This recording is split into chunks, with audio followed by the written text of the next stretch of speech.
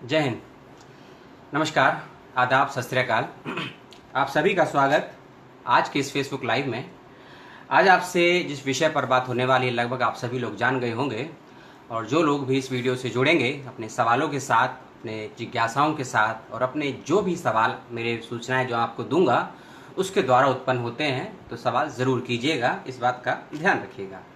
आज जो मैं आपसे बात करने वाला हूँ वह बात करने वाला हूँ तुलसीदास जी को लेकर। संत कवि तुलसीदास, उनके जीवन के विषय में हम बात करेंगे। उनके साहित्य से संबंधित बहुत से सवालों को छूने का प्रयास करेंगे, और आपके भीतर भी जो भी सवाल उत्पन्न हो रहे हैं, जो भी जिज्ञासाएं उत्पन्न होंगी, उसके विषय में भी आप मुझसे सवाल जवाब कर सकते हैं। इस बात का ध्यान रखिएगा। सबसे पहली चीज़ कि तुलसी का जन्म, तुलसी की रचनाएं, तुलसी ने क्या किया, उससे अलग हटकर 21वीं शताब्दी के तुलसी की हम बात करेंगे, और 21वीं शताब्दी के तुलसी केंद्रित होने वाले शोध की, और भविष्य में किन किन विषयों को लेकर और शोध हो सकता है, इन सभी संभावनाओं की भी बात करेंगे।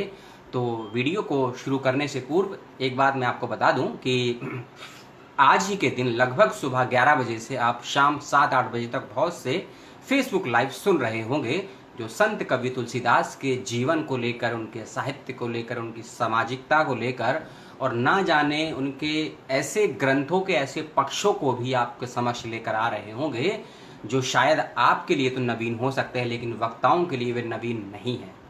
उस पक्ष पर भी मैं आपसे बात करूंगा, और साथ ही साथ कि मैं क्यों कर रहा हूं ये फेसबुक लाइव। और पहले मैं आपको बता दूं, मैं कोई साहित्य का विशेषज्ञ तो हूं नहीं, मास्टर्स जरूर किया है साहित्य में, लेकिन मैं तुलसी का विशेषज्ञ नहीं हूँ। लेकिन लगा कि ऐसे कवि पर बात करना बेहद ज़रूरी है जो आज के समय में उसका साहित्य बहुत ज़्यादा महत्व रखता है, और उसका ऐसा साहित्य है, उसके साहित्य पर भी बात करेंगे, और साथ ही साथ कुछ ऐसे पहलुओं को छूने का भी प्रयास करेंगे हम तुलसीदास के संदर्भ में, जो कहीं ना कहीं उत्तर प्रदेश हो और महाराष्ट्र हो और साउथ भारत का साहित्य हो, और खासकर इन तीनों जगहों के हम उस ब्राह्मण वर्ग की बात भी करेंगे, और उनके द्वारा लिखित साहित्य की भी बात करेंगे, जो कहीं ना कहीं तुलसीदास को उनसे अलग रखता है या उनसे उच्च रखता है। मैं उसकी भी बात करूंगा, तुलसी की बात करूंगा, और तुलसी के समन्वयवाद की भी बात करूंगा, और तुलसी केंद्रित शोध की भी बात करूंगा। लगभग समय पूरा हो चुका है, अब मैं वीडियो आपसे शुरू करता हूं। जो लोग वीडियो में शुरू से जुड़े हैं उनका बहुत बहुत धन्यवाद, और जो लोग किन्हीं वजहों से बीच में जुड़ेंगे, तो मैं अपने इस वीडियो को अपने YouTube चैनल पर वीडियो खत्म होने के कुछ ही मिनटों के बाद अपलोड भी कर दूंगा, तो आप वहां से भी इसको देख सकते हैं। और आपके जो भी सवाल होंगे मुझसे ज़रूर कीजिएगा। तो शुरू करते हैं पहले पक्ष को लेकर। और एक चीज़ मैं वीडियो को शुरू में बता दूं, एक फेसबुक लाइव मैं शायद कल फिर करूंगा, या आज रात में ही करूंगा 9 या 10 बजे के आसपास। सूचना आपको फेसबुक पेज पर मिल जाएगी। मैं APJ अब्दुल कलाम पर भी एक फेसबुक लाइव और करने वाला हूं। आज उनकी 5वीं पुण्यतिथि है, अधिकांश लोग आप जानते होंगे। तो अब्दुल कलाम जी के जीवन को लेकर कुछ छुई कुछ अनछुई बातों को लेकर भी एक और फेसबुक लाइव करूंगा। आज रात्रि 11 बजे से पूर्व होगा, या फिर कल सुबह 9 बजे तक होगा, उसकी पूर्व की सूचना। तुलसीदास लिखित साहित्य और प्राप्त दस्तावेजों के आधार पर हुलसी और आत्माराम की संतान मानी जाती है संत कवि तुलसीदास। बचपन से ही शिक्षा के क्षेत्र में हो चाहे जिज्ञासा के क्षेत्र में हो, अपना विशेष स्थान रखते हैं। और साथ ही साथ तुलसीदास का जीवन कई मायनों में विशेष है, क्योंकि ऐसा कहा जाता है उसी लिखित दस्तावेजों के आधार पर, और लिखित दस्तावेज आपको उत्तर प्रदेश के बहुत से संग्रहालयों में प्राप्त हो सकते हैं, और खासकर आपको दक्षिण भारत के मद्रास और पौंडीचेरी के क्षेत्र के म्यूजियम में भी तुलसीदास के जीवन और उनके जीवन और साहित्य से संबंधित बहुत सा साहित्य आपको लिखित रूप में मिल सकता है, यदि आप उसके जिज्ञासु हैं तो। पहली चीज, तुलसीदास के साहित्य के विषय में, और साहित्य से पहले आता है उनका जीवन, उनका बाल अवस्था का जीवन। उनके बाल जीवन को लेकर बहुत से ग्रंथ और बहुत से लोगों ने लिखा है, और बहुत से जगह आपने पढ़ा भी होगा। यदि आपने तुलसी का ताना नामक पुस्तक पढ़ी हो, जी हाँ, तुलसी का ताना, आप कभी पुस्तक पढ़िएगा, बेहद अच्छी पुस्तक है। तुलसी के जीवन के शादी से पूर्व के पक्ष को बयां करती है ये पुस्तक। इस पुस्तक को ज़रूर देखिएगा आप, तब आप समझेंगे कि जिस समाज, जिस वर्ग विशेष में तुलसी जैसा कवि रहता है, उसको मैं कवि से ज़्यादा समाज सुधारक मानता हूँ, कबीरदास की श्रेणी का। जब हम तुलसी को कबीर से अलग हटकर तो नहीं, लेकिन तुलसी को कबीर के जैसा ही मानने का प्रयास करते हैं, वही सबसे बड़ा भ्रम होता है। हर कवि की, हर व्यक्ति की अपनी एक विशेष शैली होती है, हर व्यक्ति का अपना एक विशेष क्षेत्र होता है। लेकिन जब हम किसी एक व्यक्ति, एक विशेष को दूसरे दायरे में रखकर समझने का प्रयास करते हैं, तो उसी वक्त हम उस व्यक्ति के साहित्य और उस व्यक्ति के व्यक्तित्व की हत्या कर देते हैं। यदि आपको तुलसी को समझना है तो तुलसी साहित्य के आधार पर समझें, ना कि हम तुलसी के साहित्य की तुलना किसी और के साहित्य से करने के उपरांत तुलसीदास को समझें। ये भूल बिल्कुल ना करें, और जो मेरे ऐसे विद्वान, मेरे गुरुजन, मेरे मित्र और मेरे अनुज ऐसा प्रयास करते हैं, वे इस प्रयास से बचें। यदि आपको तुलसी की उस तुलसी को समझना है, तुलसी की तुलसी से, यह मैंने उसका लक्षणा रूप में शब्द दिया है तुलसी। यदि आपको तुलसीदास को समझना है तो तुलसीदास के साहित्य को समझिए आप। ऐसा भी कहा जाता है विद्वानों के द्वारा। रुपेश सर का बहुत बहुत धन्यवाद, जो कि जुड़े, उनको मेरा सादर प्रणाम। मेरे गुरुजन रहे हैं मेरे एमफिल के, और आज भी हैं। थोड़ी नाराजगी है मेरी गलतियों की वजह से, उसके लिए क्षमा प्रार्थी हूँ। पुनः आता हूँ विषय पर। यदि आप तुलसी के साहित्य को समझेंगे तो बहुत से आज के आलोचक भी और बहुत से भविष्य के आलोचक भी इस बात को मानते हैं कि यदि तुलसीदास रामचरितमानस के अलावा कुछ और ना भी लिखते तो भी वह साहित्य जगत में अमर हो जाते। 1632 की वह रचना आज भी अपने आप में जीवंत है, और उसका आप उन 7 खंड में से जो कांड दिए हैं, किसी भी खंड को उठा लीजिए, एक एक जीवन दर्शन उसमें निकलता है।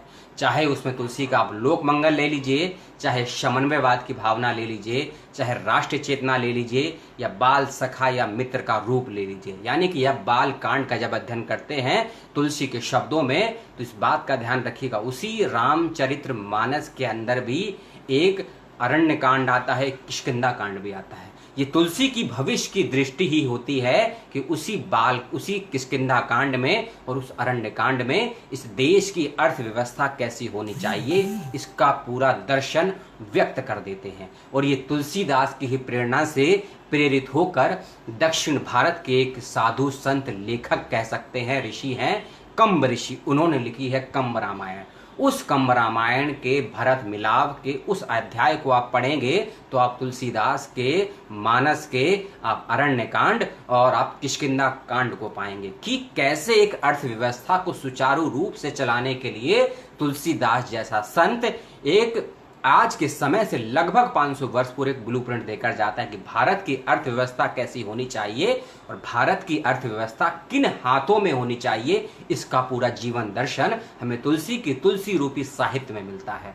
और साथ ही साथ जब हम तुलसी के उस आर्थिक पक्ष से निकलकर हम उसके राजनीतिक पक्ष कर जाते हैं, मैं आज के इस वीडियो में तुलसी के साहित्य के विषय में ही बात करूंगा, क्योंकि यदि आप किसी व्यक्ति को जानना चाहते हैं तो उसके द्वारा लिखित साहित्य को समझिए या उसके द्वारा लिखित ग्रंथों को समझने का प्रयास जरूर से जरूर करें। लगभग 12 से 14 ग्रंथों की रचना तुलसीदास जी करते हैं और सभी ग्रंथ बेजोड़ हैं, अपने अपने तरीके से हैं। चाहे वह जानकी मंगल रही हो, चाहे वह पार्वती मंगल रही हो। यानी कि भक्ति का चरम क्या होता है, यदि सूरदास जैसा कवि वात्सल्य और शांत रस का कोना कोना स्पर्श कर कर आया है, तो भक्ति और भक्ति के उन 9 प्रकार की भी चर्चा तुलसी ने अपने काव्य में की है। और यह भी कहा जाता है कि तुलसी का काव्य भक्ति काव्य में सर्वश्रेष्ठ इसीलिए है क्योंकि उन्होंने भगवान राम के सभी रूपों का वर्णन अलग अलग भक्ति के आधार पर किया है। बाल रूप में वे बाल भक्ति का वर्णन करते हैं, तो वहीं शबरी के पास जाकर एक पुत्र रूपी भक्ति का भी दर्शन उनको देखने को मिलता है। यदि वह हनुमान और सुग्रीव से मिलते हैं तो वह एक मित्र की भक्ति भी मिलती है, और शिक्षा अवस्था के समय उनको अपने सहपाठियों के बीच में मिलते हुए एक जो भेदभाव की भावना नहीं होती है, चाहे वह तुलसी का साहित्य रहा हो या राम का जीवन रहा हो, वह भी हमें तुलसीदास के साहित्य में देखने को मिलता है। अब वीडियो के इतर दूसरे भाग पर मैं आता हूं तुलसी के समन्वयवाद को लेकर। तुलसी का समन्वयवाद, उसी समन्वयवाद को एक आम भाषा में आप कह सकते हैं समानता। दूसरे भाषा में कह सकते हैं उसको सम्यक, जो भगवान बुद्ध से आता है, सम्यक चरित्र, सम्यक दर्शन, उस सम्यक की बात करते हैं। यानी कि तुलसी के साहित्य में ऐसे कौन से पक्ष हैं, ऐसी कौन सी विचारधारा हैं, ऐसी कौन सी धारणा और अवधारणा है जहां वे समानता की बात करते हैं। कुछ बात मैं उस पर भी करूंगा। जब तुलसी राजा के समक्ष होने के बाद भी प्रजा से ये उम्मीद करते हैं कि बिना रोक टोक के, बिना डर के, बिना भय से यदि किसी राज्य की प्रजा अपने राजा के समक्ष सवाल नहीं कर सकती है तो उस राजा के राज्य को आप एक सतयुग का या राम राज्य का या ऐसा राज्य नहीं मान सकते हैं। ये तुलसी जैसा व्यक्ति ही होता है जो एक धोबी के मुख सर ये कहलवाता है कि उनको उनके राज्य में स्त्रियां सुरक्षित नहीं हैं। ऐसा वक्तव्य भी तुलसी जैसा कवि ही लिख सकता है अपने रामचरितमानस में। ये तुलसीदास ही होते हैं जो समुद्र के मुख से राम के समक्ष कहलवाता है कि ढोल गवार शूद्र पशु नारी जे अवतारण के अधिकारी। लेकिन दोनों ही कोटेशन को, एक समुद्र वाली और एक उस धोबी वाली कोटेशन को, हम लोगों ने तुलसी के समन्वयवाद से अलग हटकर हमने तुलसी के स्त्री विरोधी पक्ष को मद्देनजर रखते हुए ही समझा है। यानी कि वहां स्त्री के चरित्र की परीक्षा नहीं होती है, ध्यान रखिएगा, वहां पुरुष के विश्वास की परीक्षा होती है दोनों ही स्थानों पर। चाहे वह समुद्र मंथन के समुद्र पे जो सेतु बनाया जाता है धनुषकोटी रामेश्वरम पे, और ये वही रामेश्वरम है, धनुषकोटी है जहां एपीजे अब्दुल कलाम का जन्म होता है। आज अब्दुल कलाम जी की पुण्यतिथि है, तो ये वही धनुषकोटी है जहां स्वयं मैं अपने जीवन में 3 बार होकर आया हूं जब मैं अपना शोध कार्य कर रहा था। उसी रामेश्वरम के नजदीक जो पुल बनाया जाता है, सेतु बनाया जाता है 400 मील का, जो लगभग 6 दिनों में बनता है। याद रखिएगा, जो 400 मील यानी कि 400 योजन का पुल है वो केवल 6 दिन में बनाया जाता है। इसका जिक्र आप रामचरितमानस में स्पष्ट रूप से पढ़ सकते हैं कि एक दिन में उस पुल की लंबाई चौड़ाई कितनी थी, इसका बारीकी से वर्णन कहीं करता है। जैसा कि मैंने कहा कि भविष्य के लिए तुलसीदास जी अपना साहित्य लिखते हैं, ना कि वर्तमान के लिए, जैसा ही उनका प्रभाव जयशंकर प्रसाद के साहित्य पर पड़ता है। जयशंकर प्रसाद के विषय में बताऊं, उनकी जितनी भी रचनाएं आप उठाएंगे, इतिहास से अपने पात्रों को उठाते हैं, भविष्य में उनको खड़ा करते हैं और भविष्य के लिए सवाल और कहीं ना कहीं समाधान भी पेश करते हैं। तो तुलसीदास के साहित्य में समन्वय का हमको ऐसा रूप भी देखने को मिलता है कि वह भविष्य के लिए अपने साहित्य को लिखते हैं और भविष्य की पीढ़ियों के लिए समाधान भी देते हैं। तो वही था कि राम के माध्यम से और वहां उस समुद्र के माध्यम से, और ये समुद्र और वह धोबी केवल एक माध्यम होता है, लेकिन भविष्य के लिए पुरुष की मर्यादा और पुरुष की क्या विश्वास की कसौटियां हो सकती हैं अपनी पत्नी के प्रति, अपनी स्त्री के प्रति, अपनी रानी के प्रति या अपने समाज की उन संपूर्ण स्त्रियों के प्रति जो केवल स्त्री पुरुष का अर्ध अंग ही नहीं है बल्कि समाज का विशेष हिस्सा है। याद रखिएगा, इसीलिए एक तुलसीदास का वह पक्ष भी आता है कि अपने पिता के ज्यादा करीब ना होते हुए अपनी माता के ज्यादा करीब होते हैं। इसलिए तुलसीदास की अधिकांश रचनाएं या अपने गुरु को समर्पित हैं या अपनी माता को समर्पित हैं। और जो व्यक्ति अपनी रचनाओं को अपनी माता के अधिक अपनी माता को समर्पित कर सकता है तो वही व्यक्ति स्त्री पक्ष को भी समझ सकता है और उस स्त्री की उस दुविधा को भी समझ सकता है जो तुलसीदास जी अपनी मानस में लिखते हैं कि जब अयोध्या आने के बाद लवकुश के जन्म से पूर्व लक्ष्मण के माध्यम से जब सीता को त्याग करने का फैसला राम जी पुनः देते हैं, यह स्त्री पक्ष ही तुलसी के रूप में निकल कर आता है कि मर्यादा का पाठ सीता के माध्यम से लक्ष्मण को सिखाया जाता है। ये मानस में तुलसी जैसा व्यक्ति ही लिख सकता है। तो तुलसीदास का समन्वय में वहां तक देखने को मिलता है। साथ ही साथ तुलसी को कहा जाता है, तुलसीदास जी को, कि भक्ति में वह इतना डूब गए हैं कि वह समाज के आर्थिक और राजनीतिक पक्ष पर बिल्कुल भी नहीं लिख पाए हैं। ऐसा मैं नहीं मानता हूं। इतना जरूर मानता हूं कि तुलसीदास जी यदि थोड़ा सा वैज्ञानिक पक्ष को लेकर लिखते तो हमें उस समय का साइंस एंड टेक्नोलॉजी के विषय में भी ज्ञान मिलता थोड़ा बहुत। जब मेरा जो थोड़ा बहुत अध्ययन है तुलसी के साहित्य के विषय में ये भी कहा जाता है कि तुलसी ने अपनी लेखनी पुरुष पात्रों पर अधिक चलाई है। ये कहीं ना कहीं ठीक भी है, लेकिन कुछ फर्क है। फर्क इस चीज का है कि आप तुलसी की लेखनी को किस चश्मे से, किस दृष्टिकोण से देखना चाहते हैं। आप किसी पूर्वाग्रह से ग्रस्त होकर तुलसी को समझने का प्रयास करते हैं, या तुलसीदास की आप भक्ति के आधार पर, उनकी तार्किकता के आधार पर, या उनके प्रभु राम के प्रति एक कवि नहीं बल्कि एक भक्त के रूप में दृष्टिकोण के आधार पर उनको समझने का प्रयास करते हैं। तुलसी को समझना है यदि आपको, तो आप कबीर के राम के दृष्टिकोण से ना समझें। आप नागार्जुन और आलोचक बहुत बड़े विद्वान हैं, 1 वर्ष पूर्व डेथ भी हो गया उनका, प्रोफेसर नामवर सिंह जी के दृष्टिकोण से भी ना समझे। तो अभी नामवर सिंह जी की भी जयंती आने वाली है, उस पर भी एक फेसबुक लाइव करूंगा, आप लोग वेट करिएगा। तो यदि आपको तुलसीदास को समझना है, उनके समन्वयवाद की भावनाओं को लेकर समझना है, तो याद रखिएगा, जैसा कि मैंने कहा कि किसी भी व्यक्ति को जानने का, समझने के 2 ही माध्यम होते हैं। पहला उसका साहित्य होता है, और दूसरा होता है उसके साहित्य पर कितनी आलोचनाएं की गई हैं। और आलोचना करने वाले व्यक्ति का दृष्टिकोण बहुत ज्यादा मायने रखता है। यदि तुलसी की मानस पर एक मार्क्सिस्ट व्यक्ति आलोचना करेगा तो एक अलग दृष्टिकोण रहेगा, और यदि तुलसी के साहित्य पर एक दलित चिंतक, एक दलित आलोचक बात करेगा तो उसका दृष्टिकोण अलग रहेगा। यदि वीर भारत तलवार उनके साहित्य की आलोचना करते हैं तो अलग दृष्टिकोण रहेगी, धर्मवीर भारती करते तो एक अलग दृष्टिकोण रहती, नामवर सिंह करते तो अलग दृष्टिकोण रहता।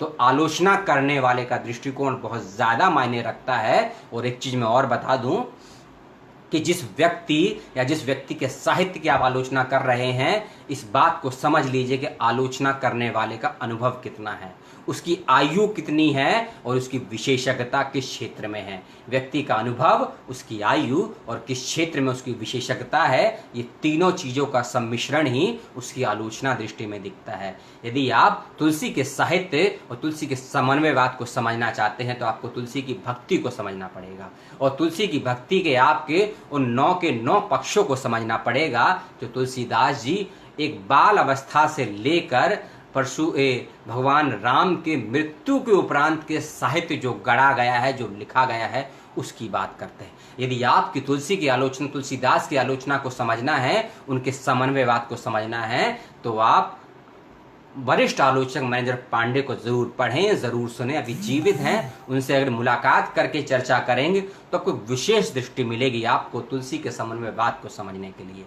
अब आते हैं वीडियो के तीसरे और महत्वपूर्ण विषय पर, तुलसीदास केंद्रित शोध, रिसर्च, एनालिसिस, अन्वेषण, गवेषण, यानी कि वर्तमान संदर्भ में तुलसी के किन किन पक्षों पर किस प्रकार का शोध हो रहा है। मैं शोध की गुणवत्ता पर नहीं जाऊंगा, क्योंकि वीडियो में बहुत से शिक्षक भी हैं और बहुत से विद्यार्थी भी हैं। किसी को दिल चुभ भी सकता है, दिल दुख भी सकता है मेरी बातों से, लेकिन मैं एक शोधार्थी हूँ, एक विद्यार्थी हूँ। मैं विदुर को और चाणक्य को फॉलो करता हूँ, कबीर को अपना एग्जाम्पल और अपना गुरु मानता हूँ। इसलिए जो सच है मेरे अनुसार, याद रखिएगा, ये मेरा सच है, किसी आलोचक का सच नहीं है। हर व्यक्ति का सच अपना अपना होता है। जिस प्रकार से कबीर के राम अलग हैं, तुलसी के राम अलग हैं, इस बात को ध्यान रखिएगा। तो ये मेरा सच है, किसी आलोचक का सच नहीं है।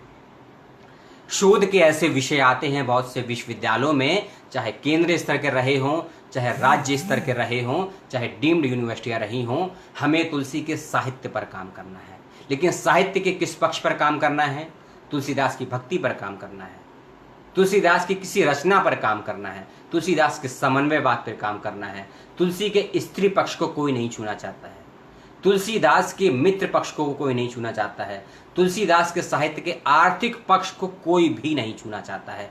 और तुलसीदास के साहित्य को आज की परिस्थितियों से तुलना करके दिखलाना आज के शोध निर्देशक शायद भूल गए हैं।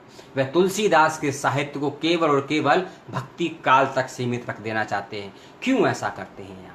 तुलसीदास के साहित्य में यदि अर्थशास्त्र का, यदि राजनीति शास्त्र का और यदि शिक्षा शास्त्र का एक विशेष दर्शन हमको पढ़ने को, देखने को मिलता है, तो 21वीं शताब्दी में आम भाषा के साहित्य में उसका अध्ययन क्यों नहीं होता है? और साथ ही साथ तुलसीदास का साहित्य अधिकांशतः हिंदी में मिल जाता है, संस्कृत में मिल जाता है, अंग्रेजी में मिल जाता है, अवधी में मिल जाता है, लेकिन लोकल भाषाओं में नहीं मिलता है। और जब साहित्य आपकी लोक भाषाओं में उपलब्ध नहीं होता है तो इस बात को समझ लीजिए कि आपका साहित्य वहीं मर जाता है। और यदि साहित्य मर जाएगा तो अपने देश की संस्कृति और सभ्यता को आप जीवित नहीं रख सकते हैं। पुनः अपने विषय में मैं अब्दुल कलाम जी को लेकर आऊंगा, क्योंकि तुलसीदास जी के दो महत्वपूर्ण ग्रंथ थे अपने जीवन में जिनका जिक्र मैं करूंगा। एक ग्रंथ था तुलसीदास का रामचरितमानस, एक थी कुरान शरीफ। जी हाँ, तुलसीदास का रामचरितमानस और कुरान शरीफ, क्योंकि अब्दुल कलाम जी का एक मित्र था रामेश्वरम में जिसका नाम था रामनाथ। सोचिए, रामनाथ जैसा जिक्र था, उनका मित्र था, उन्हीं के पिता से प्रेरित होकर अब्दुल कलाम जी ने रामचरितमानस को कंठस्थ किया, अब्दुल कलाम जैसे व्यक्ति ने। इसलिए अब्दुल कलाम पर जब फेसबुक लाइव करूंगा तो डिटेल में उनके विषय में बताऊंगा। लेकिन जब एक ऐसा वैज्ञानिक साउथ भारत का तुलसीदास के साहित्य को फॉलो करता है, उसको कंठस्थ करता है, तो समझ लीजिए कि विज्ञान को चुनौती देने वाला साहित्य है तुलसी का साहित्य। लेकिन आज के शोध निर्देशक और विश्वविद्यालय तुलसी के साहित्य को वैज्ञानिक दृष्टि पर रखना ही नहीं चाहते हैं। तुलसीदास को केवल और केवल हमने भक्ति काल तक ही सीमित कर दिया है, ना ही रीति काल और ना ही आधुनिक काल में तुलसी के साहित्य पर हम काम करवाना चाहते हैं। यदि काम भी करवाना चाहते हैं तुलसी केंद्रित साहित्य पर, तो मूल में यदि शोधार्थी कुछ नया दृष्टिकोण लेकर आना चाहता है तुलसी का, जो कि हिंदी भाषा से अलग है, उसको स्वीकार नहीं किया जाता है। यदि आप राम पे काम करवाना चाहते हैं, रामायण पे काम करवाना चाहते हैं, तो रामायण की आप अलग अलग पात्रों पर काम क्यों नहीं करवाना चाहते हैं?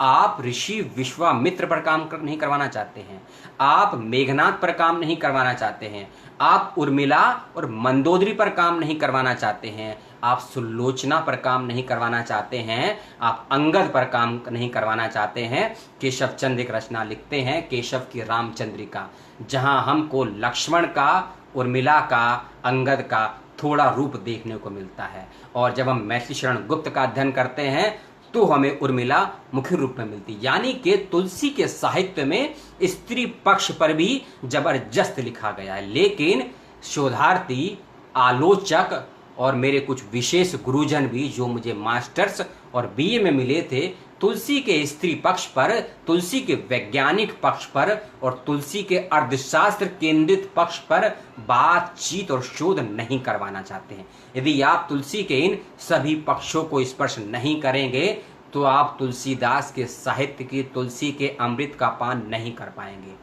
और तुलसी एक पौधा भी होता है, उस पौधे के विषय में थोड़ा सा बता दूं, थोड़ा सा बॉटनी पढ़ा हुआ है मैंने, पादप विज्ञान।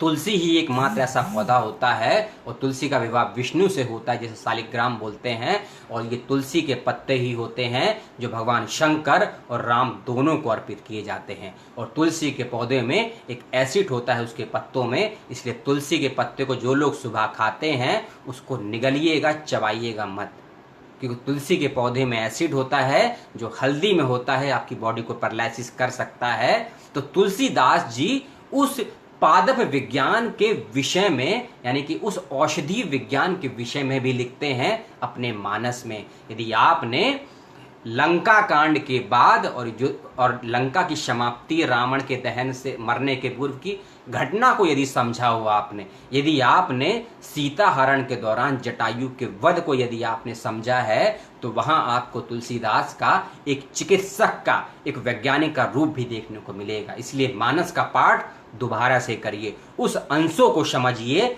और यदि आप थोड़ा सा तुलसी के और इतर निकलेंगे शोध को लेकर, तो आप तुलसी के शोध को वहां तक ले जाइए कि तुलसीदास जी बताते हैं कि उस समय की प्रकृति, उस समय का विज्ञान और उस समय का साइंस किस स्तर का था। आपको सुंदरकांड याद होगा। मैं उन शोध विषयों की बात कर रहा हूं जिस पर शोध होना चाहिए तुलसी के साहित्य को आधार बनाकर। जब लंका पार, समुद्र लांग कर लंका पर जाते हैं हनुमान, तो रास्ते का जो 400 मील का सफर होता है, उस सफर का विस्तृत वर्णन तुलसीदास ने तो कम किया है, लेकिन कंब ऋषि ने और भावार्थ रामायण में और थाईलैंड की चरयू रामायण में आपको विस्तृत मिलेगा। तो तुलसीदास के साहित्य को आप प्राकृतिक दृष्टि से और प्राकृतिक संपदाओं के रखरखाव की दृष्टि से उसका अध्ययन कर सकते हैं। आपको तुलसी के साहित्य में त्रिकोट पर्वत मिलेगा, सुमेरु पर्वत मिलेगा, और आपको तुलसी के साहित्य से अलग हटकर तुलसी के साहित्य को केंद्रित बनाकर 3 रचनाएं लिखी गई हैं, आप जरूर पढ़िएगा। मिथिला का संकट, असुर और लंकेश्वर, बहुत बेहतरीन स्तर की रचनाएं हैं। और आपको इसमें तुलसी के साहित्य में जिन चीजों को लिखा गया था संकेत रूप में, आधुनिक भारत में कुछ ऐसे भी लेखक हैं, अभिमन्यु अनंत जैसे, अशोक के बैंकर जैसे, मदन मोहन शाही जैसे, गुणवंत शाह जैसे और चित्रा मृदुला जैसी रचनाकारा भी हैं, जो तुलसी के साहित्य के वैज्ञानिक पक्ष पर, उनके स्त्रीवादी पक्ष पर, उनके चिकित्सीय पक्ष को लेकर भी रचनाएं लिखती हैं। तो तुलसी के साहित्य को भक्ति से अलग हटाकर विज्ञान पर लेकर आइए शोध को, तुलसी के आर्थिक पक्ष को लेकर आइए, प्राकृतिक रखरखाव संपदा को लेकर आइए, और तुलसी का सबसे बड़ा पक्ष चिकित्सा और तकनीक, इसको लेकर शोध करवाइए अपने शोधार्थियों से। तब आपको निकलेगा कि तुलसीदास का साहित्य केवल और केवल भक्ति केंद्रित नहीं है। इसीलिए यदि आप तुलसीदास की उस तुलसी के अमृत का पान करना चाहते हो, याद रखिएगा, फिर मैं आता हूं उस तुलसी पौधे पर कि उनके नाम की भी एक विचित्र घटना है कि उनका नाम तुलसीदास ही क्यों रखा गया। जितना मैंने थोड़ा बहुत अध्ययन किया है, उसी मद्रास के रामायण रिसर्च सेंटर में 2016 के दौरान, तो वहीं से मुझे साक्ष्य मिला। और ये बड़ी अचंभे की बात है कि जिस जमीन पर जन्म हुआ, जिस क्षेत्र में काम किया उत्तर भारत में, वहीं के ब्राह्मणों ने, वहीं के पुरोहितों ने, अधिकांश ने नहीं, कुछ मात्रा में ब्राह्मण पुरोहितों ने तुलसीदास के साहित्य को और तुलसीदास को कभी भी स्वीकार नहीं किया। लेकिन साउथ के लोगों ने उनके साहित्य को अपनी भाषाओं में किया अनुवादित, और अपने साहित्य को तुलसी के साहित्य के केंद्रित रचा, उसको गढ़ा। इसीलिए अब्दुल कलाम जी जैसा व्यक्ति संस्कृत भाषा से अलग हटकर मलयालम भाषा में रामचरितमानस का पाठ करता है, कंठस्थ भी करता है। इसीलिए जब तुलसी के साहित्य की तुलसी को आपको और पीना चाहते हैं, तो जैसा कि मैंने कहा कि पुरुष पक्ष से हटकर, भक्ति पक्ष से हटकर उनके स्त्रीवादी पक्ष पर जरूर जाइए। ऐसा ना हो फिर कोई कवि लिखे टैगोर जैसा कवियों की उर्मिला विषयक उदासीनता और मैथिली शरण गुप्त जैसा व्यक्ति साकेत जैसी रचना लिखने पर मजबूर हो जाए, तो कहीं ना कहीं ऐसा भी जरूर रहा होगा। बहुत से ऐसे लेखक, ऐसे राइटर भी होंगे आज के समय में जो तुलसीदास के साहित्य के स्त्री पक्ष पर भी लिखते होंगे, लेकिन उनकी लेखनी, उनके लेख आज कहीं ना कहीं लुप्त अवस्था में है। हमको उस पर भी कार्य करना चाहिए, उन पर भी शोध करना चाहिए। आज की तुलसीदास जयंती के उपलक्ष्य में प्रोफेसर चंदन चौबे के बहुत से व्याख्यान हो रहे हैं, चंदन कुमार जी के व्याख्यान हो रहे हैं, आशुतोष सर के भी व्याख्यान हो रहे हैं, बहुत से फेसबुक व्याख्यान हो रहे हैं, मेरे साथ भी चल रहे हैं, कुछ मेरे बाद भी होंगे। और जैसा कि मैंने कहा कि मेरा 3 से 5 वर्षों का अध्ययन है साहित्य का, मैं शोधार्थी नहीं हूँ, विद्यार्थी हूँ और जीवन भर विद्यार्थी ही रहना चाहता हूँ। जितनी भी मेरी समझ थी, जितना भी मेरा ज्ञान था, उसके आधार पर तुलसी पक्ष को, तुलसी के समन्वय को लेकर और तुलसी केंद्रित किन किन नए विषयों पर शोध हो सकता है, उसकी बातचीत मैंने रखी। मेरे कुछ मित्रों को, मेरे कुछ शिक्षकों को, मेरे कुछ शिक्षक भी हैं और कुछ विश्वविद्यालयों के वाइस चांसलर हैं जो कि जुड़े हुए हैं, उनके लाइक्स भी आ रहे हैं। किसी को अगर मैंने कुछ गलत कहा हो, कुछ आहत हुआ हो मेरे कहने से, तो याद रखिएगा, डर के भय से यदि कलम लिखना छोड़ दे और व्यक्ति बोलना छोड़ दे, तो कलम को दफना देना चाहिए और व्यक्ति को भुला देना चाहिए। लेकिन ना मैं दफन होना चाहता हूँ, ना मैं किसी को अपने आप को भूलने दूंगा। इसलिए जो मुझे सत्य लगा मेरे दृष्टिकोण से मैंने कहने का किया प्रयास। इसलिए तुलसी के प्रति अपने दृष्टिकोण को बदलें आप लोग। तुलसी के साहित्य को भक्ति से निकाल कर उसके वैज्ञानिक पक्ष पर, तुलसी के साहित्य में स्त्रीवादी पक्ष पर, और तुलसी की यदि आपको आलोचना करी है, बेशक करिए, आलोचना करिए, तथ्य और तर्कों की कसौटी पर करिए। और आप चाहे हो सके तो हिंदी भाषा से अलग हटकर अन्य मातृभाषाओं में करेंगे तो आपके साहित्य की बहुत डिमांड होगी, आपका शोध विश्व के स्तर का रहेगा। लेकिन अधिकांश हिंदी भाषियों की समस्या ये होती है, यदि हमको तुलसी पर, हमको कबीर पर शोध करना होता है, उनके किसी पक्ष पर शोध करना होता है, तो हम उसी भाषा के साहित्य को टटोलते हैं। ये सबसे बड़ी आप गलत करते हैं किसी व्यक्ति पर करने वाले शोध को लेकर। यदि आपको अंग्रेजी में, मलयालम में, मैथिली में, बंगाली में, उड़िया में, मराठी में, किसी भी भाषा में उसका बेहतरीन साहित्य मिलता है। मैं आपको एग्जाम्पल देता हूँ, एक रचना है रावण संहिता करके, ठीक है, मैंने उसका पाठ किया है, अध्ययन किया है, हिंदी और संस्कृत भाषा में है, लेकिन मुझे तुलसीदास के प्राकृतिक चित्रण का अध्ययन करना था, पेपर लिखना था।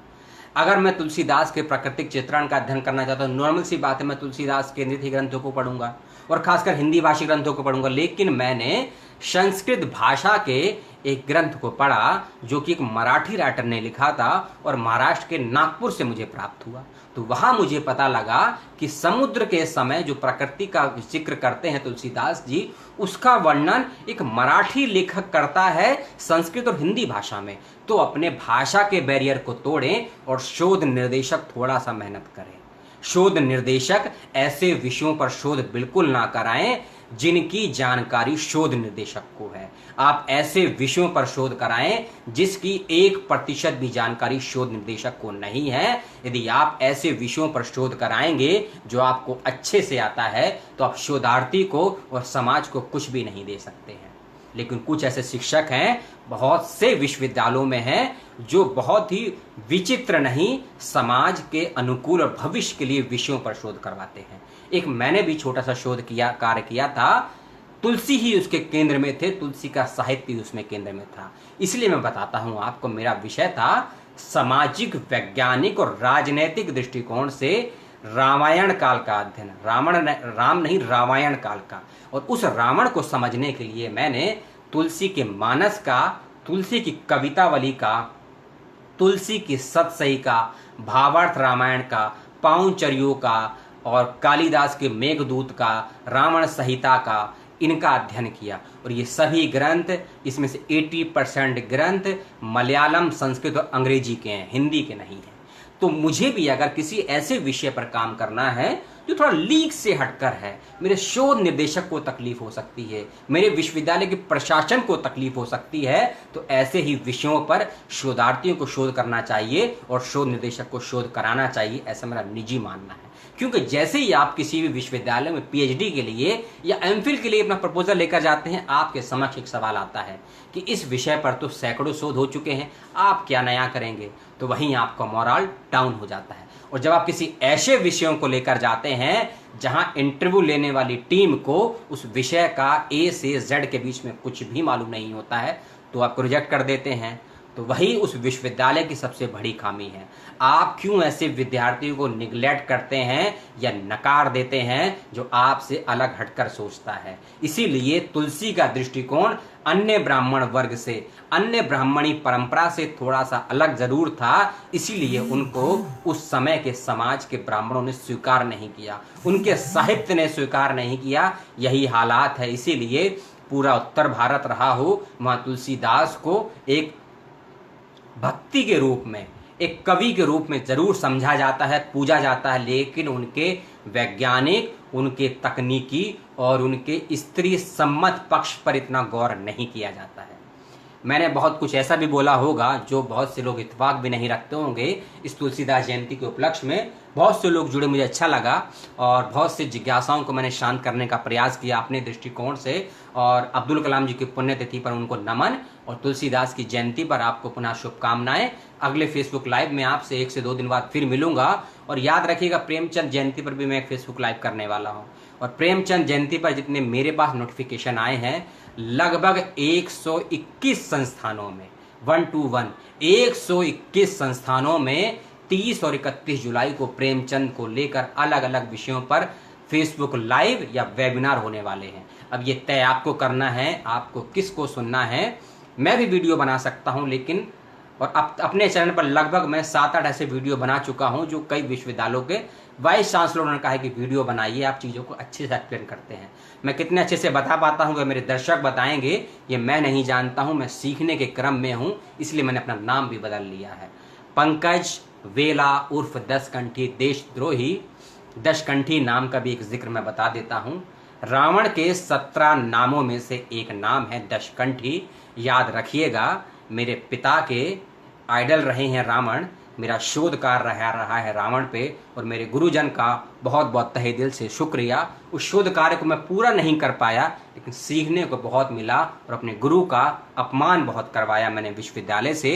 इसलिए इस वीडियो के माध्यम से अपने गुरु से मैं क्षमा प्रार्थी हूँ और अन्य साहित्यकार के विषय में जितना मैं समझ सकता हूँ। और मैंने अपना ये फेसबुक लाइव का वीडियो यूट्यूब पर ज़रूर शेयर करूंगा। याद रखिएगा, जो लोग लेट से जुड़े हैं, देरी से जुड़े हैं, उनको कोई तकलीफ नहीं होगी। पूरा का पूरा वीडियो बिना एडिट किया हुआ वीडियो आपको मेरे यूट्यूब चैनल पर कुछ मिनटों में आपको मिल जाएगा, तो वहाँ पूरा वीडियो देख सकते हैं। अपने सवालों को मुझसे वहाँ भी पूछ सकते हैं। तो तुलसीदास के साहित्य का अध्ययन करें, और जैसा कि मैंने बताया, तुलसीदास के विज्ञान को, उनके अर्थशास्त्र को, स्त्री विषयक दृष्टिकोण को, और खासकर उनकी युद्ध नीति और विज्ञान सम्मत दृष्टिकोण के आधार पर तुलसी के साहित्य का अध्ययन करें, और ऐसे ही दृष्टिकोण पर तुलसी के साहित्य केंद्रित आप शोध निर्देशक शोध करवाएं। जो भी मेरे शिक्षक इस वीडियो को देख रहे हैं, मैं गलत सही बिल्कुल हो सकता हूं, सर्वमान्य कोई चीज नहीं होती, केवल मृत्यु और जन्म के वही सर्वमान्य सत्य है इस धरती के धरा का। जितनी मेरी समझ है, कोई व्यक्ति भी सर्वमान्य 100% सही नहीं होता है, किसी व्यक्ति का साहित्य भी नहीं होता है। समय के अनुकूल आपकी दृष्टि में और साहित्य केंद्रित दृष्टिकोण में परिवर्तन होना, यही प्रकृति का नियम है। और जो व्यक्ति परिवर्तन के साथ नहीं चलता है, उसका विनाश होना तय है।